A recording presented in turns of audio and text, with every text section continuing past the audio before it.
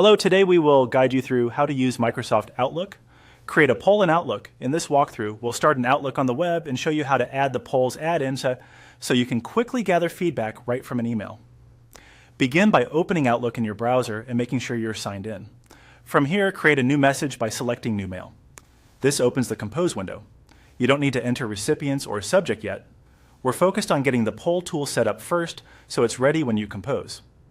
At the top of the Compose window, look for the option that mentions enhancing Outlook with apps or add-ins. Depending on your layout, it may appear as an apps icon or a link labeled something similar to Enhance Outlook with add-ins. Select it to open the add-ins experience. Next, choose Get Add-ins. This takes you to the add-in store where you can find tools that work directly inside Outlook. In the search box, type Polls. You're looking for the Polls add-in, which is powered by Microsoft Forms. This add-in lets you insert a quick poll into your email so recipients can vote without leaving their inbox. When you see the polls add-in in the results, select Add. Outlook will confirm when the add-in is installed, and you should then see polls available in your Compose toolbar. If your organization manages add-ins, you might see a request sent to an administrator. In that case, installation may take a moment. If you don't see the option right away, try closing the add-ins window and reopening your draft message to refresh the toolbar.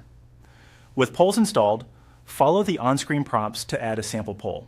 The add-in opens a side pane where you can enter a question and provide answer choices. Keep your questions short and clear, and limit options to what you truly need, so voting stays quick and accurate. You can preview how the poll will appear and make edits before inserting it. When you're happy with the sample, insert the poll into your email.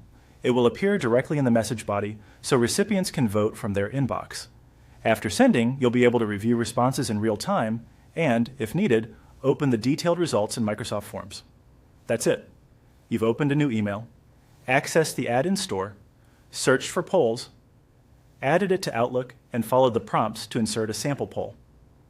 With this setup, you can now gather feedback in just a few clicks whenever you compose a message. So